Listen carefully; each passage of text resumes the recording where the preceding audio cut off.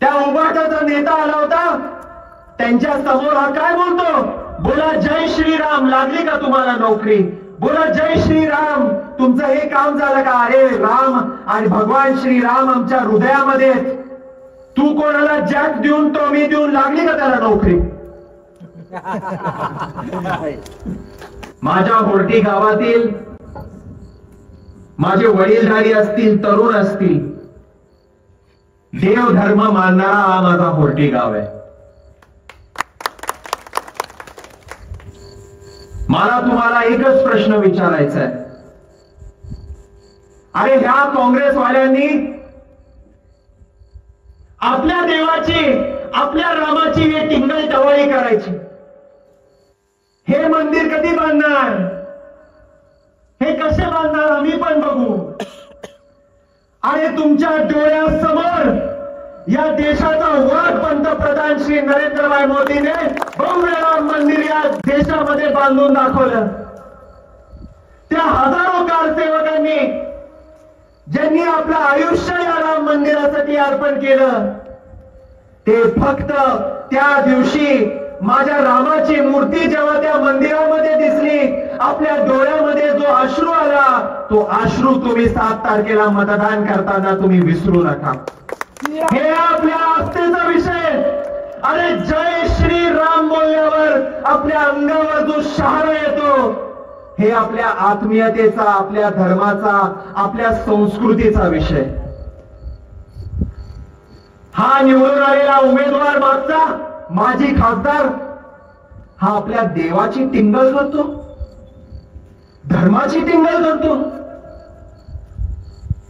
तुम्ही बघा त्याचं भाषण.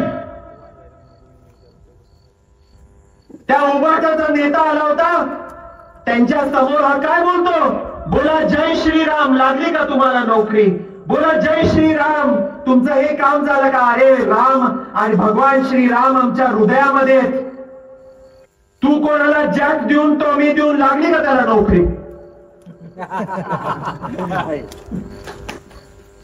माझ्या धर्माबद्दल, देवाबद्दल बोलू नको. तुला जे राहुल गांधीचं हुजरेगिरी करायची आहे, त्याची नोकरी करायची आहे, तिथं जाऊन कर. हा धाराशिव जिल्हा, हे तुळजापूर तालुका आणि हे होर्टी गाव, हे नरेंद्रभाई मोदी आणि हिंदू धर्माला मानणारं गाव आहे. सियावर रामचंद्र की जय. मिलिंदजी पाटील साहेब आज व्यासपीठावर आहेत. मला साहेबांना विचारायचंय, साहेब हा विरोधी उमेदवार मागच्या वेळेस आपल्या आशीर्वादानं निवडून आला का नाही आला. त्यांनी मान्य केलं, मोदीची कृपा झाली. नाही नाही साहेब, असं नाही.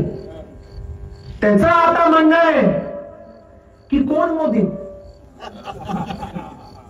मी तर एवढा वर्ल्ड फेमस आहे, त्या डोनाल्ड ट्रम्पला पण मी मागे टाकेल. अरे तुझी लायकी काय, सकाळी तुझा तोंड आरशामध्ये बघ आणि स्वतः तोंडात आरशात बघून सांग की मी मोदींमुळे निवडून नाही आलो. अरे ज्या पंतप्रधान श्री नरेंद्रभाई मोदींवर विश्वास ठेवत 2019 ला तुला निवडून पाठवलं, लोकसभेमध्ये जाऊन ह्यांचं पहिलं भाषण काय साहेब, मी निवडून आलो मोदींमुळे, आणि आज त्या मोदीजींची टिंगल टवाळी हा करतोय. आज म्हणतोय मोदीजींमुळे मी नाही निवडून आलो. मग तुझं तोंड बघून लोकांनी मतदान केलं.